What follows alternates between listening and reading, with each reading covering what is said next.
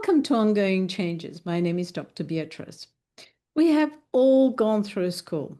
I can't speak for everyone else. I know that my time at school in Australia was more of a minding institution. My previous school, Buenos Aires, Argentina. I was never here, it was never about the child. It was about progressing us through a system that would eventually lead us into being a worker. And this had very little to do with our mental, emotional well-being. It just left me frustrated and disappointed. I didn't touch books until year 12. Anyway, that's another story.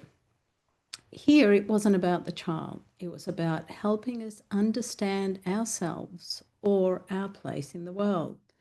It was about pushing through a system, one size fits all, designed to turn us into workers. Almost bums on seats. Now, not into whole, healthy people, just efficient, obedient ones. And honestly, this just left me completely disconnected and despondent. It wasn't a matter beyond my ability to actually do things different. It was about the system and ticking their boxes. It's a hard thing growing up in a system that sees you more as a production line rather than a person. However, today I'm joined by an incredible guest, Sara from Sea Beyond. She's someone who's not only deeply passionate about reimagining childhood and education, but who's also walking the path herself and adding in some frustration as well. But, Sara is on a powerful, courageous journey, one that's both beautiful and challenging. And she questions the norms and societal beliefs around what's truly best for our children. Together, we'll explore how we can begin to shift the conversation and, more importantly, the system to better support the emotional, mental, and developmental needs of our young people who tomorrow will be those that lead. Sara, is such a pleasure to have you here and to welcome you. Thank you so much for having me. Oh, thank you. So, we have spoken about quite a few things and we have weaved quite a few things. So I think today what would be an interesting topic for us to cover is how are you seeing the current journey of our children? How do you see the system supporting them? And what do you think, how do you feel about the world as it is today and what we are actually doing to our children? Great questions. Great questions. I think I'll start with the last one first because I think that will steer the rest of the conversation. And the world we're in today is so different than even the world of 6 years ago. And I see the biggest differences in this 5 to 6 year time span since we've had this global pandemic situation. It has changed the fabric of everything. So, what I'm seeing as trends with kids Yep. in general, again, it's a trend, it's not any specific kid. And this is kids across the sectors. It's across Australia, it's people I speak to in the UK, it's Americans. Kids are more anxious, they're more, I think, frustrated. They have access to more information that I don't think they necessarily cared about before. But now, oh, there's Japanese encephalitis and there's 3 cases in this place, or there's 5 cases of measles in this place, and it's on kids' radars now. They know about this and they're actively worried about these things because they've lived through this global situation. And I think it has these cascading effects as well. We Mm. do see kids, we see them not reaching developmental milestones the same way over the past 6 years. The CDC in America has actually changed their milestones to delay them because these kids were having all of these delays. So now that is seen as the norm when it's not the norm, but the kids are just delayed in the past 5 years. And we're Mm. seeing a decline in IQ scores as well. And this is not just sort of one pocket or one area. This is worldwide with kids.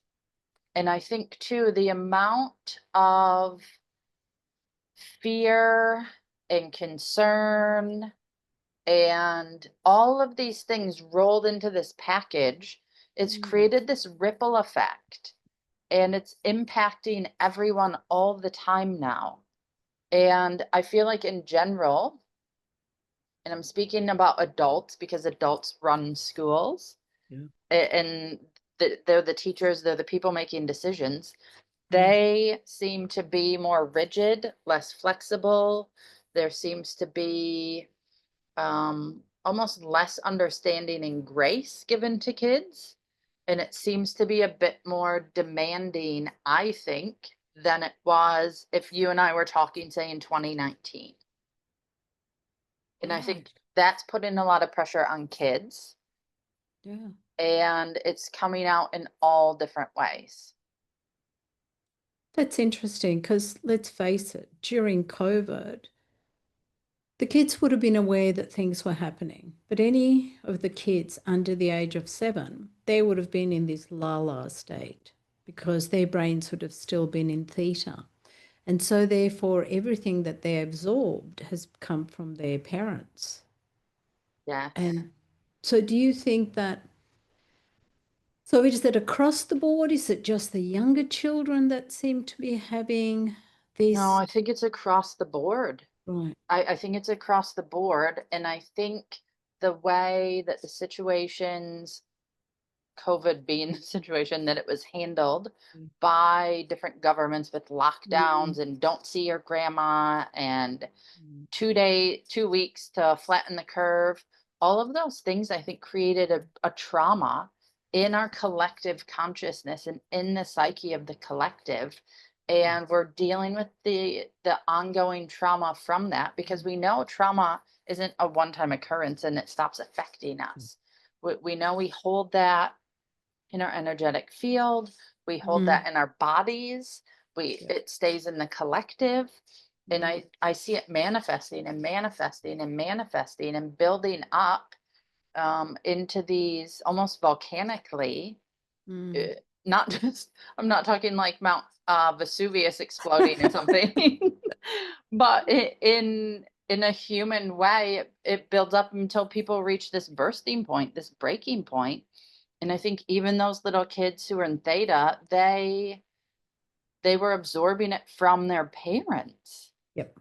And I think if we Absolutely. look probably in the next 40 to 60 years, I would bet we'll see epigenetic effects like we saw from people who survived situations of starvation, of the Holocaust, of war zone type things. I think we're going to see the same impact, and it's just having a massive effect on our kids worldwide. Yeah. I can understand that. I mean, the problem is that there seems to be such a small pocket of people that believe that about authenticity, about gratitude, about understanding how we can actually change our epigenetics simply by our thoughts, Yes. that we're the weavers of our own health. But parents, if they're not in that mind frame, then it makes it much more difficult for them to teach their young ones.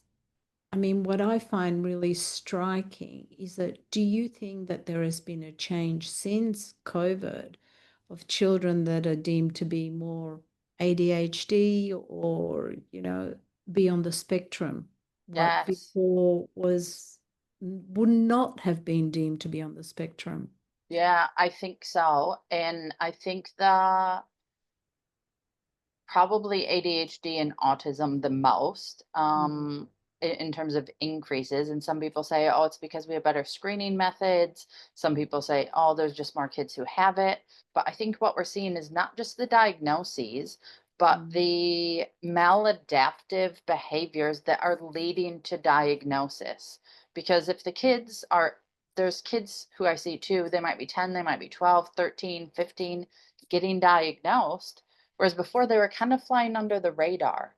But then right. this cascade has happened and they can't fly under the radar anymore. And so they are showing these behaviors that are of concern to their parents and to school. And so they seek answers and it ends up being this diagnosis. And I Mm. think if we hadn't had COVID happen, maybe they would have just continued flying under the radar. So you think that maybe their anxiety would have been lessened or their inability to focus would have changed? I think their anxiety would have been lessened Mm, heaps. And we know that anxiety isn't just a mental construct and something that's happening mentally. It impacts our entire body and our mm, physiological function. And I take that very bottom up approach to processing sensory mm, information, to processing emotional information. And I've seen it. I've seen these kids in schools and working with kids from mm, pre-COVID to now. And mm, I think they're overwhelmed and they're flooded with everything and they can't get back to that baseline state. And if we think mm, about Maslow's hierarchy, we need that physiological safety first and they can't get it. And so I don't think so much in terms of paying attention and the ADHD attentional factor, mm, but kids who can't regulate mm, and whether they're autistic or have ADHD or just anxiety or something else happening, I think it is harder for them to regulate. And I mm, think in part, like you said, adults don't always have the strategies or the tools or understand these things. And mm. it's creating a ripple effect, but not in a nice way. No, It's I creating agree. this downward spiral ripple effect. Mm, And the people who understand this stuff are few and far between. And I feel mm, like we have these small ripples that we make, and sometimes like you and I, we butt up against each other, and then we can create a bigger ripple, yeah, and then we can connect with others and create a bigger ripple. exactly. But it's balancing out. Mm, To me, it's a bit of a tug of war and mm, trying to balance everyone out and to get everyone on the upward trajectory instead of continuing the downward spiral. yeah. I mean, the problem is that it's a hypothalamus that's talking to the pituitary, which kicks in the adrenals, and then everything just goes crazy. But if they don't get a reset, which comes from either their internal environment or their external environment, they're always in the fight flight. Their Yes. sympathetic nervous system is Yes. always so high that it doesn't Yes. give them that ability to have the quiet time, the body to return back to equilibrium. I mean, Exactly. they did a clinical trial that they showed when kids had meditation, incredible results. I mean, they were doing it a couple of times a day, and during the day, this was primary school kids. So they had their baseline and the number of times that the kids would play up and the number of times that the kids would be sent to the principal's office. And then at the 10-week mark, they found that nobody got sent to the principal's office anymore. The kids were self-regulating other kids. And when they came in from recess, they were actually asking the teacher if they could do a meditation. I love that. I love that. And there's other, I don't know that it's been studied, but in America, which is where I'm from, so I know the most sort of about the past 20 years of what's been happening Mm, educationally. There were quite a few inner city schools, which in America, inner city is what people see on TV and in the movies, where it's right. very low socioeconomic, Mm, often rundown areas. They were nice at one point, they're not now, and quite a few behavior problems, quite learning disabilities, lots of police involvement in these areas. But these Mm, schools were starting to use mindfulness and meditation instead of in school suspension or principal's office, and they were having the same results. mm, And they were seeing the same things and better outcomes and better connection. mm, And I think that's a big piece of what we're missing and what we need. And it doesn't have to be meditation per se, but mm, some other tool, a mindfulness tool, and teaching that and using it and giving kids that chance to come out of that sympathetic dominant state and engage the parasympathetic nervous system and get some rest and digest happening, which I think is part of the problem when we have this push in schools of you have to achieve this, we have to get this done, we have to cover this in the curriculum. The curriculum covers all this, we're never going to cover all of it in time. We can't, and it's dizzying. yeah, And the adults are in fight flight. yeah, And I go into so many meetings mm, and I can tell by the way that the people are talking and the way they're engaging that the adults are in a fight flight state or they're in freeze. They're in a functional freeze state. mm, And I just think about for kids who have challenges, any challenges with regulation, that they're coming into this environment mm, and it's either sort of depressing or pulling them up into fight flight if we're talking about like the polyvagal ladder. yeah. And some of the kids don't have a chance because they can't regulate themselves, so they're regulating with whoever is the most dominant field around them. Yeah, that's exactly right. Because after all, we are energy and we affect everything and everybody around us, by the way that we're thinking, the way that we're feeling. I mean, meditation's got a really bad name still. I mean, 20 years ago, people would say mindfulness, so that when you walk in the house, you know exactly where you've put your car keys.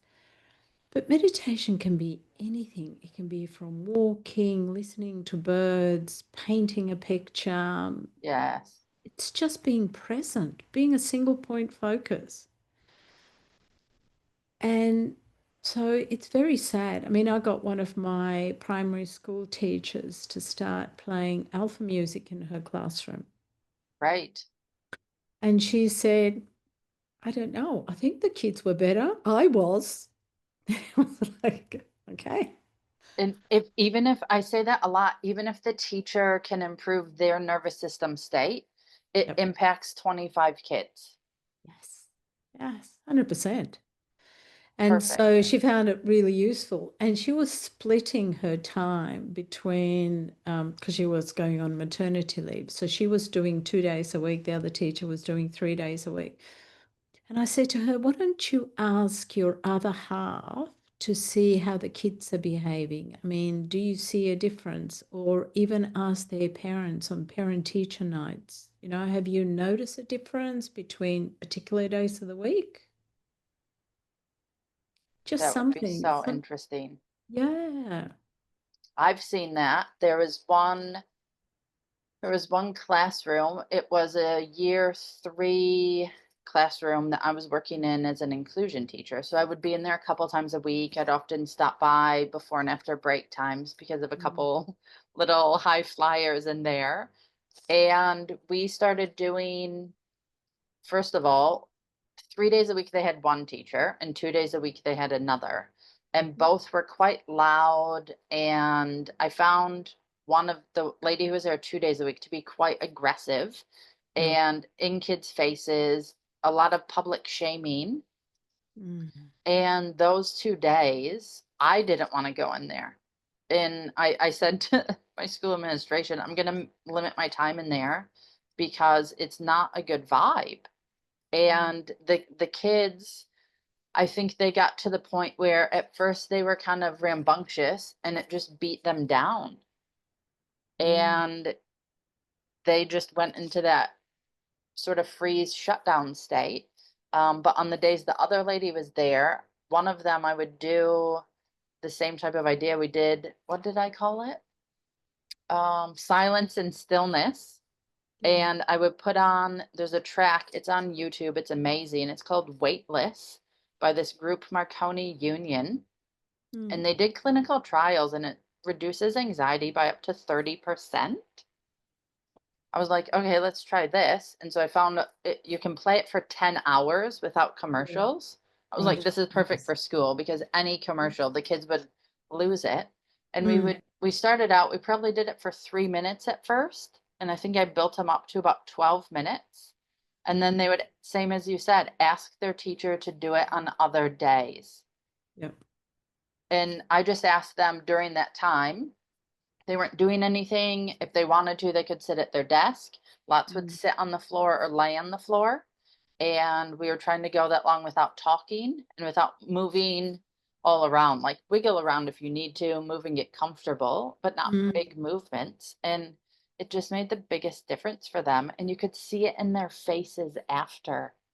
They were so calm after those few minutes. Yeah. Could you feel the difference in energy in the room? Oh, 1,000,000%. A Mhm. 1,000,000%. But I'm also someone who goes into the room and feels the difference if the fluorescent lights are on versus the fluorescent lights are off. So I'm quite sensitive to the changes in the space, but they absolutely were calmer and better regulated and just felt more even keel. And typically after break, they came back and it felt really spiky. Yeah. Yeah, it's amazing. And something so simple, like really, there is no detrimental effects to kids listening to music. No, So why schools can't implement something so simple is beyond me. I don't But know. so how are you finding when you do go into those schools? Are those schools receptive or was it difficult to bring them, along with the journey, or were they So sort of resistant? yeah, typically now I'm just going into meetings in the schools. Schools are very, in Queensland, I don't know about other places as much, very closed off to anyone from the outside coming in to Yes, observe or offer ideas and suggestions. And I same. think that's the nature of the government and of Mm, institutions. mm, And in the meetings, because my background is teaching, I have an idea of what's going to be acceptable to mm, schools and teachers to yeah, ask for. mm, And a way I tread very carefully on how I'm asking for things and how mm, I'm putting it, and usually framing it as a question like, what do you think about this? Rather mm, than oh, I think it'd be a good idea if we do this, mm. because they really have to see myself and the parent, and it's often adversarial with parents because the school thinks they're doing right and the parent thinks they're not, and it's not. Parents get in touch with me because it's become not pleasant. Mm, um and it's been hard. It's been very hard to mm, get a lot of schools on board. And these are very basic things we're asking for that are outlined with policy and legislation. And I'm not even talking about best practices. I'm putting those to the side. Just the policy and legislation. Oftentimes we can't even meet those minimum requirements that they should be. And I know this isn't all schools everywhere, and I know it's not, because I know there are people who think along the lines that you think and I think, mm, where they're operating their schools differently. And they are doing this in their classrooms. And they do have mindfulness time set aside each day. Or they mm. come back from break or recess and it's a quiet reading or quiet coloring in activity. And I think those people, those aren't schools I work with because they don't need help. That they're already on the path, Yeah. and they are looking at what's best for the kids from not just policy and legislation, but best practice, and looking at Mm, the kids as individuals and as whole people, mm. not just little automatons to feed ones and zero binary input into to get the output. Yeah. Oh, yeah. I understand. Um, it's just so now that you've have had these schools come on board and actually, go along with the fact that the kids are getting so much better? Can they see the difference, the before and after, as to what you've tried to do and what the outcome for the kids has been? That's a good question. I'm trying to think of the schools I work with the most. The Mm. couple that I work with most frequently are they're pretty complex situations, and Ah, one school won't, they haven't come on board at all. So there's been no change, unsurprisingly. The other school that has been, I think in a lot of ways they've gone above and beyond. The mm, situation with the student is so complex. I don't know that they could do anything else to truly see and track those improvements to attribute it to that. But the parents, I hear from the parents, mm, and the parents see the difference. And the mm, parents thank me, and the parents know it's the time and effort we've put in together mm, with looking at what their child likes, how they operate, what their preferences are. mm, If it's sometimes I suggest stuff that wouldn't be feasible because that kid hates XYZ, but the parent can feed that back to me and I can come up with a different idea to then take to the school. I would suggest in general, schools do not want to admit that people outside of the school might have good ideas or might be able to help them because mm. they operate very insularly, and Yeah, they do. they're an entity, they're a kingdom unto themselves. Mm. I don't know if they're, I mean, it's an institution, so therefore they're used to doing their thing their Yes, way. But yes, they're also bound by regulations. And ultimately, they're trying to get value added for the parents or get the kids to a certain place where they'll become integrated in society and will become part of society. But what we've seemed to have lost is the fact that happy people integrate so much better and everything works so much better. And a guy by the name of Gary Holtz, no, wrong one. He did the one with the Aboriginals, and that was brilliant between the conscious and the unconscious. But Zach Barg, he's a triple medical doctor.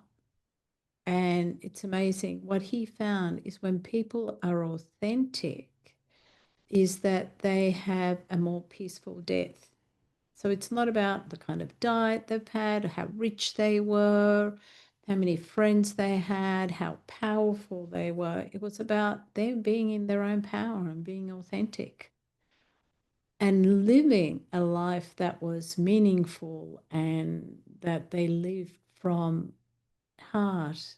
And therefore, it wasn't what society expected, it wasn't what your parents expected or your friends expected in order for them to be your friends. It was for you to be you.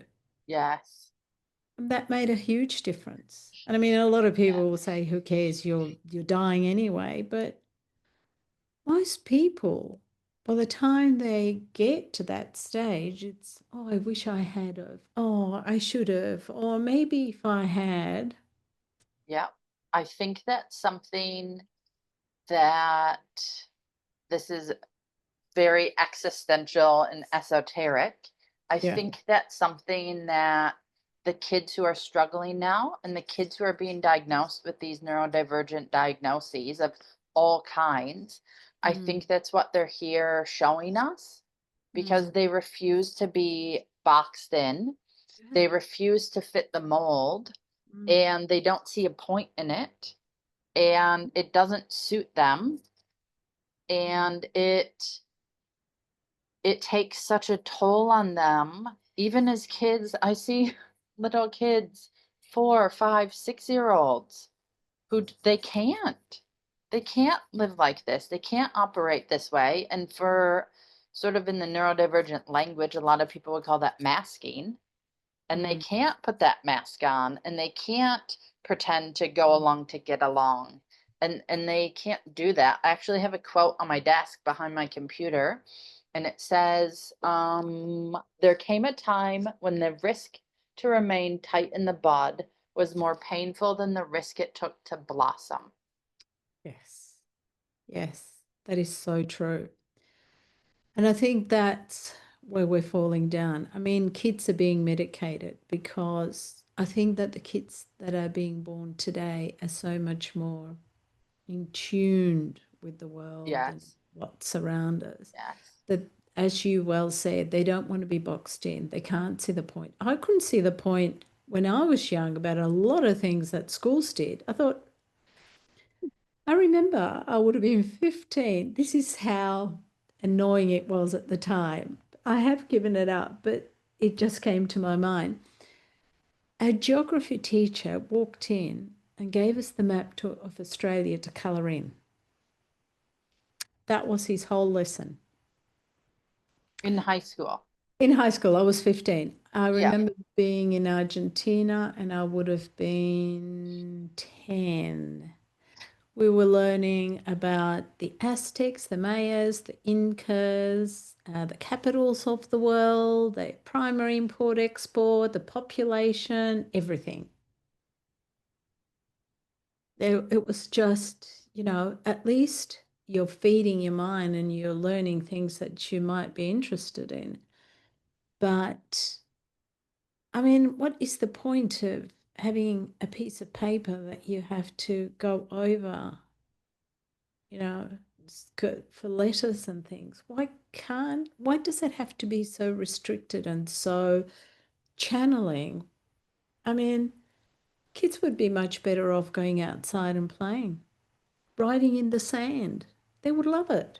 They'd see Just the outside in wave. the sun. Just getting Yeah, sunlight on their skin would be better than sitting and coloring in the map. exactly. Sit on the beach and write things out and watch the waves come and take it away and know that nothing in this world that we live in is permanent. Absolutely. I mean, and then at least it would give them the ability to practice, but also the ability to be in nature and listen to birds and smell the ocean. I love the ocean. Yes. And the negative ions in the ocean from the ocean and the sea air makes such a difference for your energetic field Exactly. and can provide such a big shift for kids. Mm. And so I don't think today schools are actually working for kids because they haven't taken into consideration all the changes that the world's going in, all the energetics, because really we're actually accelerating and people are becoming more aware that we are just energy, of how they're working, the fact that we did go through COVID, and parents probably need more assistance in what the kids do so that they in turn can assist the kids. Because the old world doesn't work anymore. No, absolutely. And I think that's something again that the kids are highlighting Mm. and that we're seeing, and we can see it in homeschool registrations, even in Mm. Australia. They have gone up. I think I saw the other day, Queensland has gone up something like 150% Wow. in, I think it was since 2021. Right. And America, homeschool enrollments are up. UK, homeschool enrollments are up. The westernized nations are seeing that. And I think we're also seeing trends in, and I can't speak to the British sort of alternative education models. I don't know it well enough for anywhere in the UK. Mm. But in America, there's more charter schools. That's would be the equivalent of independent schools. There's Right. all these charter schools opening. Same Yeah. thing here in Australia. Tons of independent schools opening, and they there are people looking at alternatives for kids and doing it in a way like you're talking that is holistic and Mm. isn't necessarily oriented in that Steiner or Montessori model, but does take all of these things into consideration, and which is part of what I'm building as well, this type of structure and this type of setting, because the old systems are collapsing. And we Yeah. can see them, they're collapsing on themselves. It's not even taking a push, they're just Mm, crumbling in.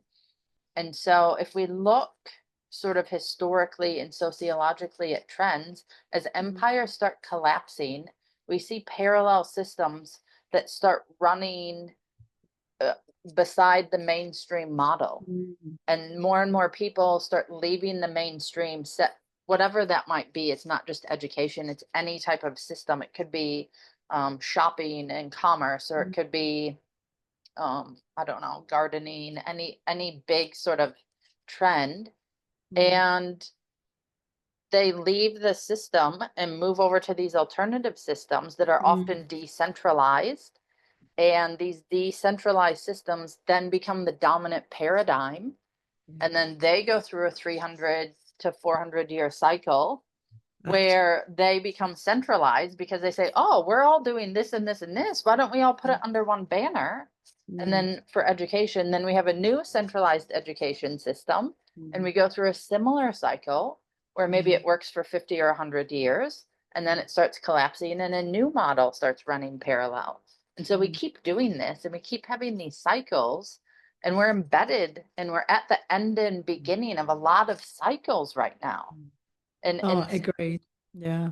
since the and I can't speak too deeply to this, but since the Mayan calendar ended in what, 2012, I think it was, 2012.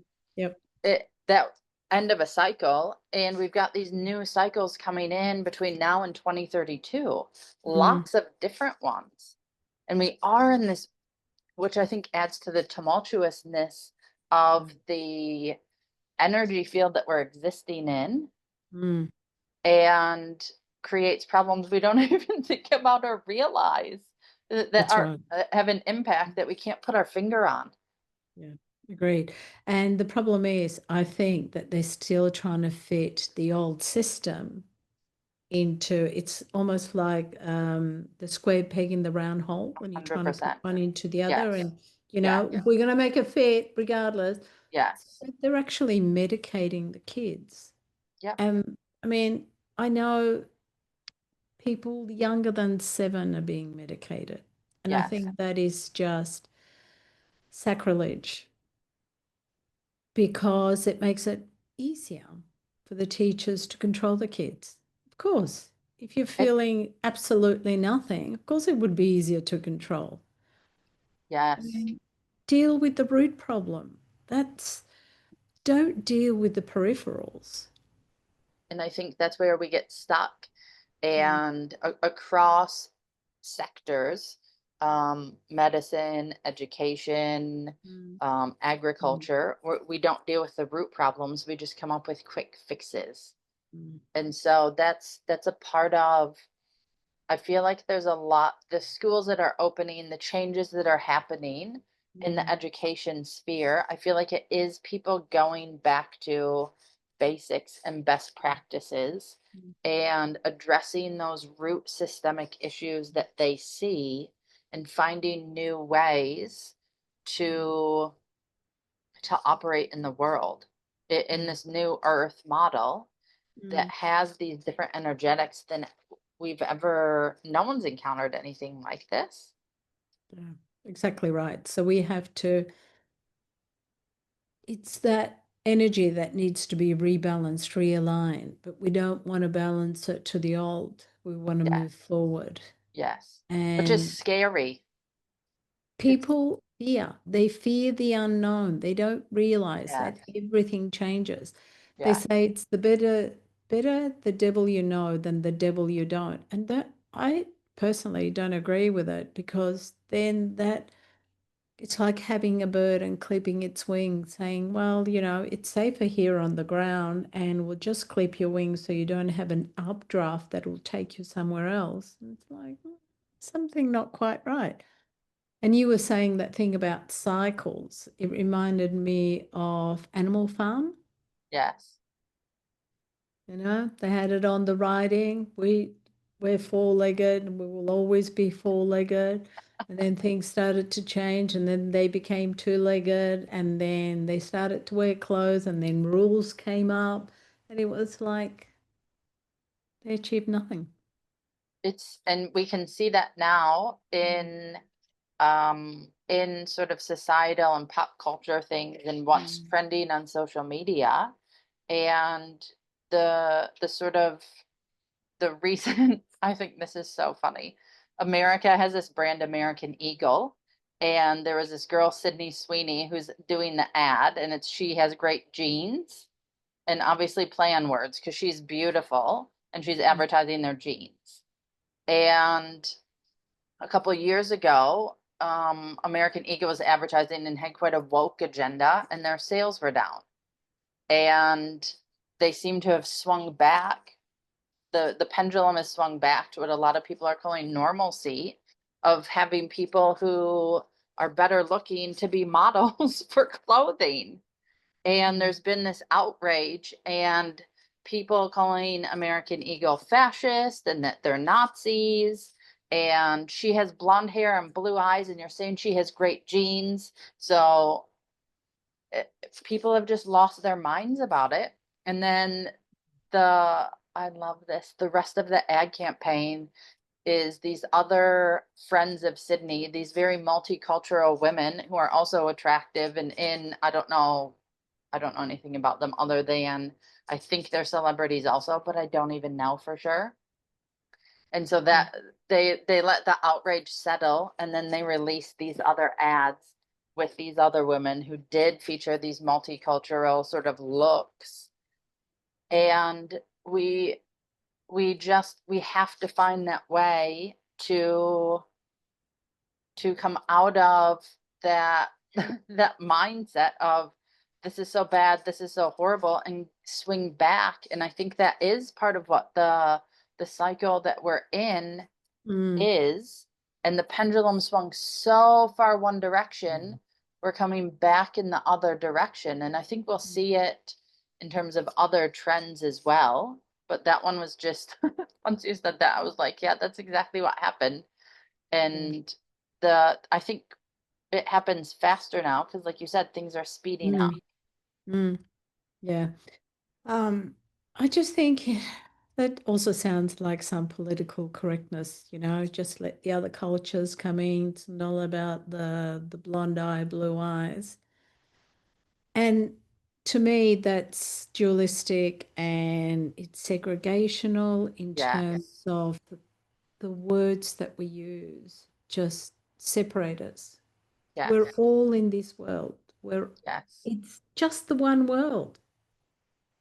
The collective unconscious swings between all of us. Yes.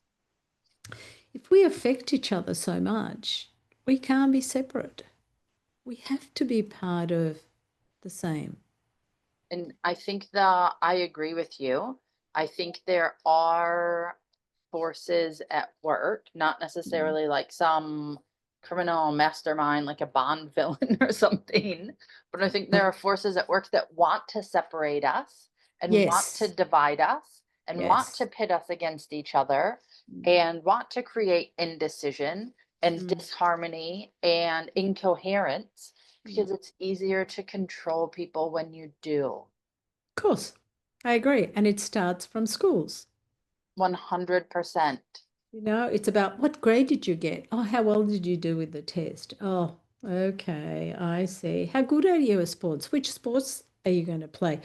You did so well, you kicked a goal. It's like, it's all about, one against the other. It's not about, well played. Did you have fun doing that? No, it's about one-upmanship. And the achievements tied to it. And so, one Exactly. thing I'm working on for the school I'm creating, and I suspect there is one other school I've sort of modeled this after, that's a high school here in Brisbane, but Mm. they have D. You have to provide grades to students. That's like a requirement to be registered as a school. Fine. Yes. They provide their grades that they have to, but they've Mm. done what they call a badging system, and Mm. they're doing it based on real world skills, which it is still an achievement system, but it's Mm. for, I see it quite differently, almost like, yes, it's for the individuals to Mm. know and to have. this is a music industry school. And so they're teaching people to be sound out of high school, to be sound engineers, to run events Yep. at venues, to be performers. And they're teaching them these real world skills that will translate to having a vocation after high school, Mm, not an arbitrary Australian version 9 of the curriculum. What is your score on that plan? mm, Which is all these arbitrary things that the curriculum measures. mm, And I'm looking at that for a primary setting to, in terms of how can we get kids real world skills? How can we build their emotional intelligence? How can we build their entrepreneurial mindset?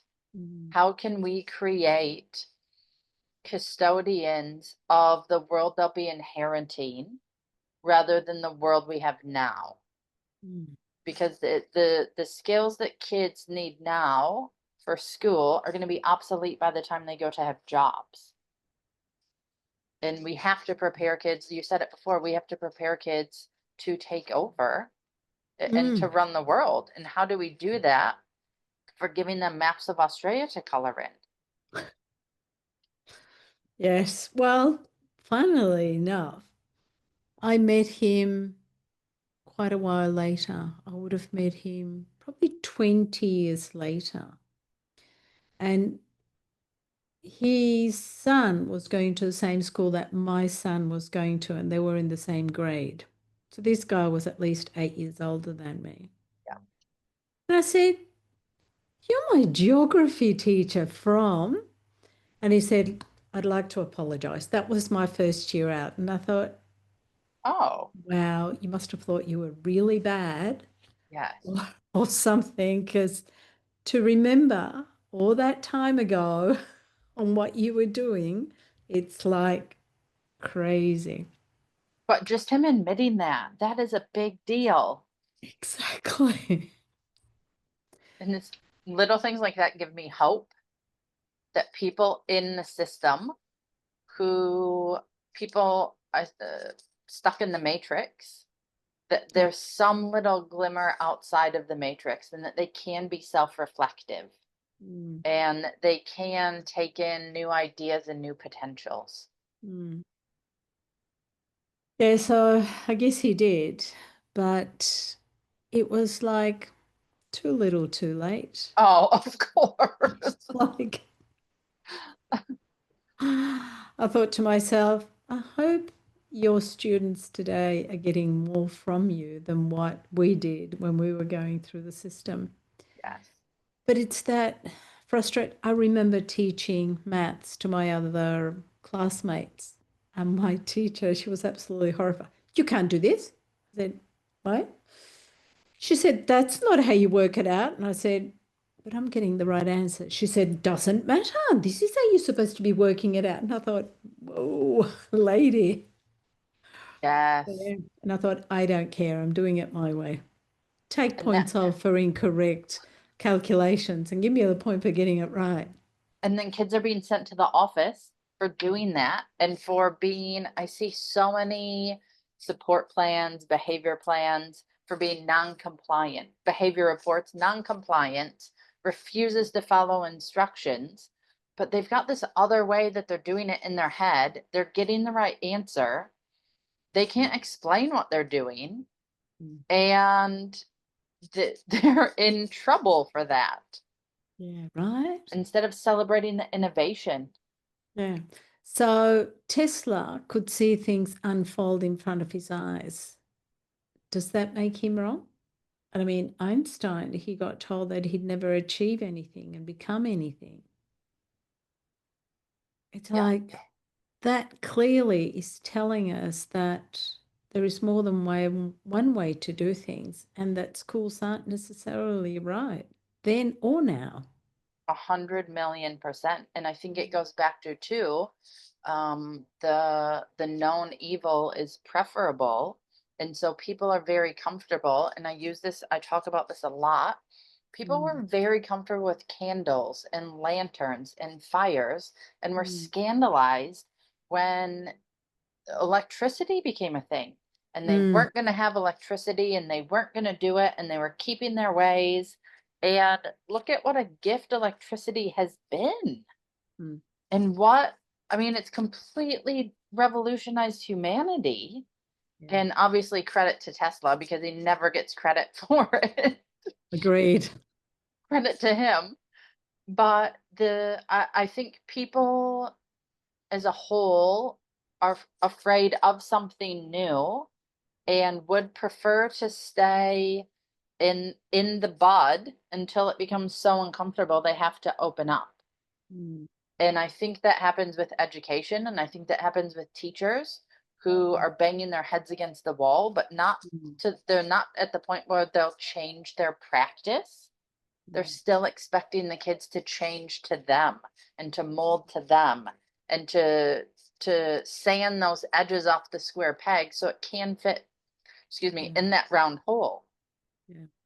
And I I think agree. we're seeing that doesn't work, Yeah. and the kids aren't going to do it. And the kids, I give so much credit to these kids. They've picked a really hard incarnation for themselves. Oh, absolutely. They're the ones that are carving the path for the future generations to come. And I know it's so hard for them. I Yeah. see this is my stepdaughter is like this, and I see the challenges that she has, and I see the struggles that we have in our household trying to understand and trying to engage and integrate. And I know it's not just us, it's these, if you looked at a whole map, there's these little pings everywhere on this map, and it's like building this network. Mm. And I think it is a network, so we shift our energetics Mm. and our mindset around things, and forces us to open up because there is not another option. Yeah. And the problem is, the way that I see it is that kids are being medicated. The side effects of medication, let's face it, are huge.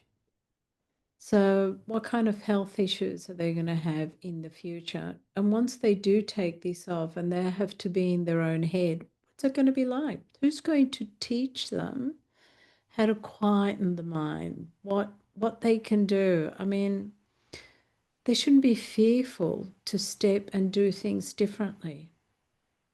I There know. is more than one way to do things. And the fact that, it has to be done this way, it's so rigid, just so wrong. It just, any kind of hope or aspirations or, um, art, artiness that you have in you is just squished.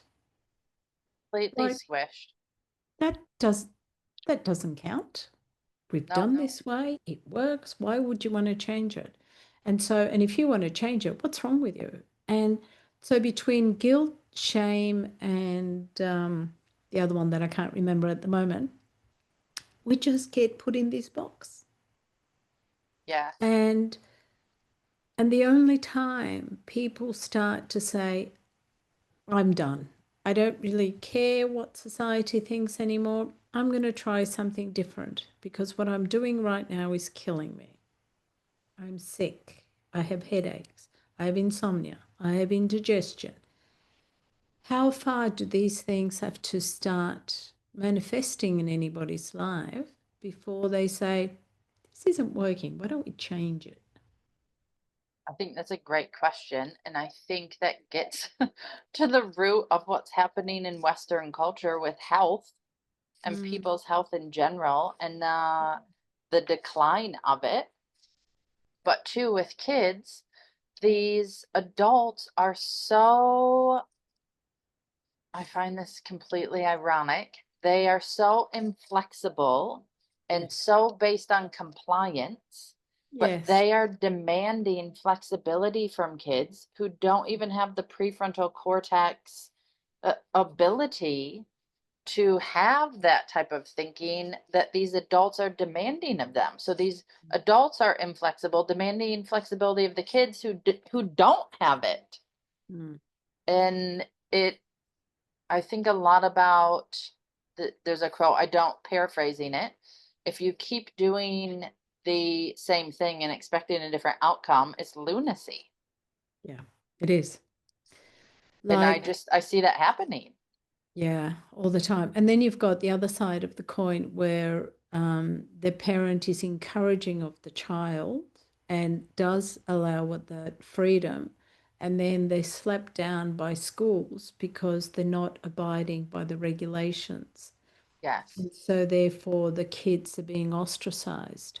Yes. So if they misbehave, oh, you've misbehaved 3 times, you've slapped a teacher, you're 5, it's irrelevant. We're going to expel you. Yes. And there's so many parents, this goes back to what we were talking about before. So many parents are homeschooling reluctantly because they have no choice. Yeah. Because this is the cycle. Their kid is always in trouble. There's always a problem. The school's telling the parents what they're doing is wrong, Mm. and the kid isn't complying enough. And so the Yes. parents have no choice but to withdraw their kids Mm. and to set them up in a homeschooling model. Mm. And it's not always about the freedom to choose and the choice. They're choosing it out of necessity because they don't have another choice. Mm. And that's part of, so I look at this, the school idea that I'm building is very much this like fabric of who I am and in a soul-based mission. Mm. But I also look at it pragmatically from a gap to fill in the market. And Yeah. there is an absolute gap in the education market in Mm. Australia as a whole. There's a lot of alternative schools popping up for high school and a lot of Mm. vocational options, a lot more holistic options, a lot more child-centered, interest-driven options, but nothing like that exists for primary school. Yeah. There's And a that's the most critical time, let's face it. That's the exactly right. most forming time. That's the most, they're like putty at this point in time. And this will either make them or break them. Absolutely. And I think if we can get kids into this way of doing school that I am proposing and creating, and it's still building out in my head, this design, Yeah. if we can make this the dominant paradigm, then we don't have kids, and these alternative schools are in high school because that's when the kids sort of collapse. And that's Yeah. when they can't do it anymore. And that's when they're most likely to disengage at age Yes. 13. Mm. Oh, But, absolutely. Hormones are oh, raging. Parents are, absolutely. what are they? I don't need parents. No, parents are idiots at that point. But if we can grow, if we, kids are not plants, but I'm going to use a plant analogy.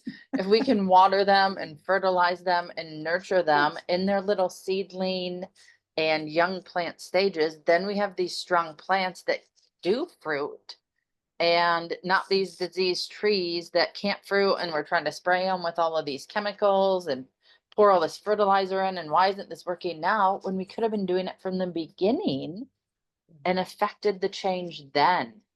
Mm, absolutely. In Chinese medicine, the earth is the stomach and the spleen, which is everything. That's your core, you know, the maceration, the movement. And without that, we're nothing.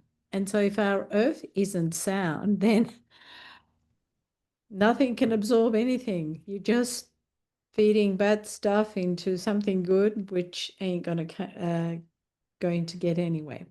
Absolutely. So tell me, someone listening to this, what would you have them think about as a takeaway or in terms of how parents can actually make a difference to that most precious thing which they hold in their hands, which is their kids? The biggest thing is I think coming to understand nervous system regulation. Mm.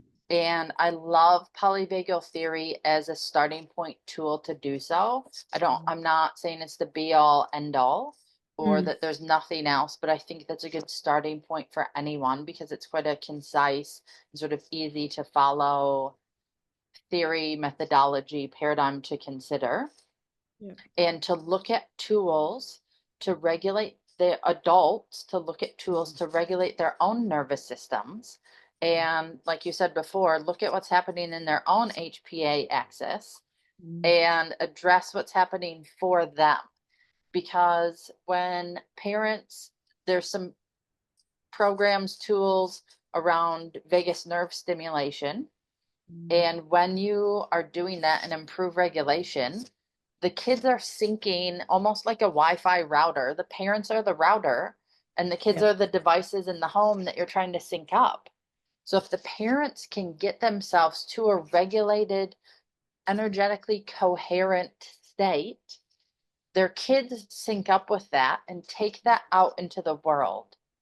And as that becomes stronger and stronger, and their energetic state becomes less fragile, it's Mm. less easy for these external influences to have that impact, especially in primary school. Secondary school is a different story because kids are evolutionarily moving away from their parents. Oh, yeah. And they're not supposed to like their parents anymore, and their friends are their situation. Exactly. Yep. But we can make that change for primary school and babies even, and babies in utero.